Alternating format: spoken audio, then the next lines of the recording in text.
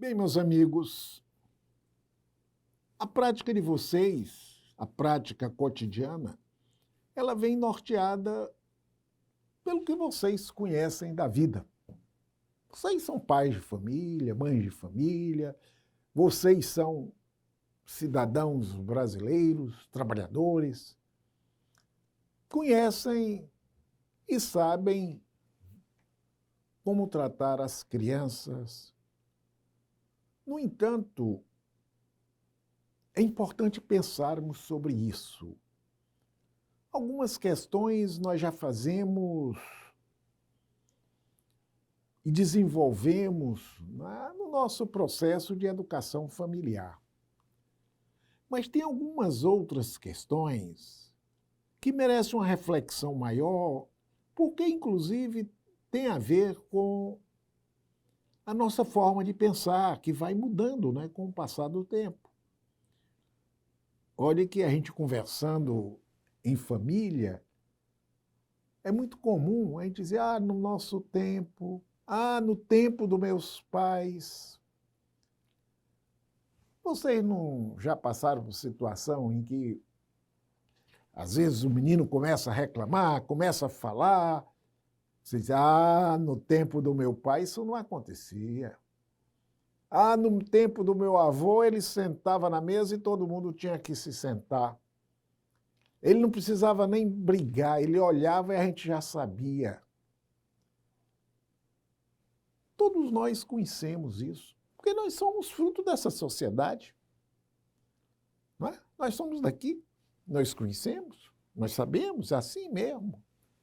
No entanto, apesar de eu ter falado há pouco tempo do retrocesso, da barbaridade que a gente verifica acontecer nas sociedades mais desenvolvidas, com a tecnologia mais avançada, porque nós assistimos online, mas existe uma mudança de paradigma, ou seja, existe um modelo diferente de entendimento que é importante a gente se assenhorar. Veja bem, se nós estivermos olhando uma fotografia antiga, 100 anos para trás, nós vamos verificar as crianças todas com aquela roupa que é a roupa de adulto diminuída, de calça curta, ou a menina com um vestido mais curto, mas com a meia maior, mas é um adulto em miniatura. Porque a visão de criança era essa.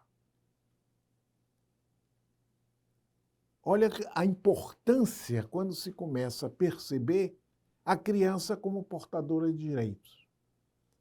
A criança tendo o que dizer. Reconhecer que a criança pensa e que tem vontade. Que nós temos que dialogar com essa criança. Não temos só que mandar. Não temos só que impor. Temos que dialogar. Essas questões hoje estão a desafiar a todos nós, pais de família, e mais ainda aos conselheiros que vão conviver com essas questões. E que muitas vezes ele vai ter que funcionar orientando as famílias que às vezes não sabem, reproduzem o que conheceram na sua época de infância. E é importante, nesses termos, ter ideia do que dizem os documentos nacionais e internacionais, porque fundamenta isso que vocês vão estar dizendo. É muito importante ter ideia do que foi esse documento de 1989, que foi um primeiro documento que reconhece a criança como portadora de direito. Isso é muito importante. É muito importante porque mesmo, por exemplo, nas convenções da infância, as crianças não participavam. Só nas últimas agora que as crianças vieram participar. Porque mesmo se fazendo esse trabalho, as crianças estavam fora. É como se elas não pensassem e não tivessem nada a dizer. Então, isso mexe com a nossa cabeça. Nós temos que estar atento a isso. A gente tem que dialogar. E muitas vezes esse diálogo não é fácil, porque nós temos que nos desestruturar. Porque nós temos que questionar muitas verdades que nós já temos estabelecidas. Eu estou dizendo isso, não é, com ar professoral, mas isso acontece comigo toda hora. Eu estou agindo de acordo com o que eu estudo, com o que eu vivo e com o que eu já vivi. E muitas vezes eu estou reproduzindo valores, né, antigos. Então temos que estar atento a isso.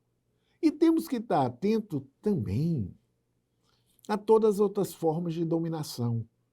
As questões que chegaram com a modernidade, a pornografia infantil, não é? A venda de crianças, o tráfego. Olha, todas essas questões estão a desafiar todos nós. Isso é um problema do pai de família, hoje, é um problema do conselheiro tutelar que vai se defrontar com esses problemas. Então, é muito importante que vocês deem uma olhada nesses documentos.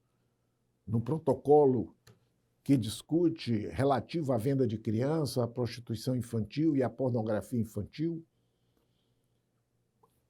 o documento que fala dos direitos da pessoa com deficiência, os documentos que falam no desaparecimento forçado de pessoas, nas vendas que acontecem ainda de pessoas em algumas regiões, inclusive no Brasil. Então, nós temos muitos desafios pela frente. Olhe que quando nós estamos falando disso, nós estamos sempre falando de princípios que levam à não discriminação, ao interesse superior da criança, ao direito à vida, o direito à sobrevivência, porque quando eu digo direito à vida, eu digo viver, não só sobreviver, ao desenvolvimento, ao despertar de todas as potencialidades e o respeito às opiniões das crianças. Ouvi-las, tratá-las como também cidadão, né, portadores de direito. Eu volto a dizer, houve um momento que a mulher não era considerada cidadã. Até pouco tempo, crianças não eram portadoras de direito. Hoje, elas são portadoras de direito. Isso, teoricamente, tem que se tornar na prática. Muitas resoluções, não é, já foram tomadas, como eu estou dizendo. Temos a resolução da ONU, temos as resoluções que tratam do desenvolvimento sustentável, que falam no desenvolvimento inclusivo. Esses direitos são direitos históricos. Muitas questões que não eram pensadas antes são pensadas hoje. Quando eu digo direito à vida, eu volto a dizer, não é sobrevivência. É o direito à vida na sua totalidade. Então, quando eu penso isso, eu estou pensando nas condições de sobrevivência no meio ambiente, nas condições de moradia, no processo educativo, nas condições de lazer. Olhe que muitas vezes nós, enquanto conselheiro tutelar, somos até intimados a participar. Agora menos, mas houve um momento que estava muito forte, de toques de recolher. Toque de recolher era uma forma de dizer, olha, está na hora do jovem, das crianças todas irem para casa. Eu me lembro, quando eu era pequeno, que tinha um horário na televisão, na antiga TV da Rede Tupi, que tocava, tinha um índiozinho que dizia que era 8 horas da noite, que estava na hora das crianças dormirem. E muitos pais botavam as crianças para dormir. No toque de recolher, eu sempre me pergunto, né? Me perguntei, em muitos cursos, conversando com conselheiras, eu dizia, alguns até justificando, o que é que um jovem está fazendo na praça às 10 horas da noite? Eu digo, olha, é um direito dele. Ele pode estar olhando para as estrelas, ele pode ser um poeta, pode não estar fazendo nada. Ele pode morar numa casa tão apertada, tão quente, que o local melhor não é ficar em casa, é ficar na praça, na rua. E eu sempre me pergunto, você está fazendo toque de recolher aonde se diverte o filho do prefeito e os filhos de vereador? Está indo alguma comissão para fechar esses centros e botar o pessoal para casa? Ou quem tem que se recolher é só uma parte da população? E aí, nessa hora eu me pergunto, cadê a cidadania? Cadê o direito de ir e vir? Eu estou cometendo um crime simplesmente por estar na rua? Mas nós vamos continuar conversando sobre isso, inclusive nas outras aulas. Nós temos no Brasil, para falar desses direitos da infância e tratar a infância, tratar a criança, o jovem como um portador de direito, os adolescentes, uma legislação própria, avançada, teoricamente, uma legislação muito avançada. Foi o resultado de muita luta, veio no bojo da redemocratização do país. O principal documento que trata disso é o Estatuto da Criança e do Adolescente, é o ECA. É a lei de 13 de julho de 1990. Isso é um documento básico, é a nossa Bíblia. Ele está dividido em 5 partes.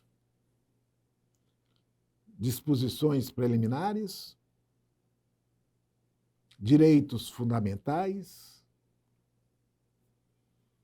prevenção, medidas de proteção e medidas socioeducativas. Todos vocês conhecem.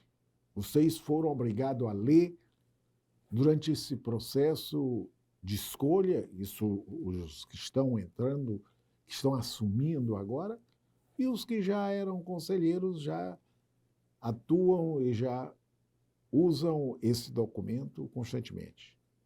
Mas sempre é importante estarmos relendo, discutindo, compreendendo melhor como é que essa legislação ela pode ser materializada no nosso cotidiano, no nosso dia a dia, na realidade da nossa região. Além do ECA, nós temos outras leis que complementam essa legislação nacional. Temos a lei de 2012 e a de 2016.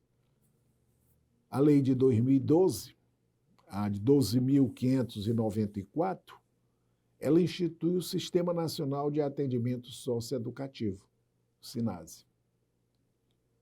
E a 13.257, de 2016, estabeleceu o marco legal da primeira infância. Olha, meus amigos, é fundamental que o Estado, a sociedade e a família trabalhem em conjunto para assegurar a plena efetivação dessas leis. Esses documentos são importantíssimos. Eles são muito avançados, mas nenhuma não significa muita coisa você ter um documento avançado se ele não é posto em prática. O desafio é implementá-lo. Até porque esses avanços eles estão sendo constantemente, não é, ameaçados. Nós tivemos, no governo passado, exatamente ameaça de diversos desses direitos. E eu tenho minhas dúvidas que se nós tivéssemos hoje a votação para o Estatuto da Criança e do Adolescente, se nós teríamos um estatuto como nós temos hoje. Porque hoje nós temos uma sociedade com maior contradição. Naquele momento havia um clamor nacional em defesa da criança e dos adolescentes. Mas vamos lá. O importante é que a gente continue nessa compreensão, nesse entendimento, avançando nesse apoio.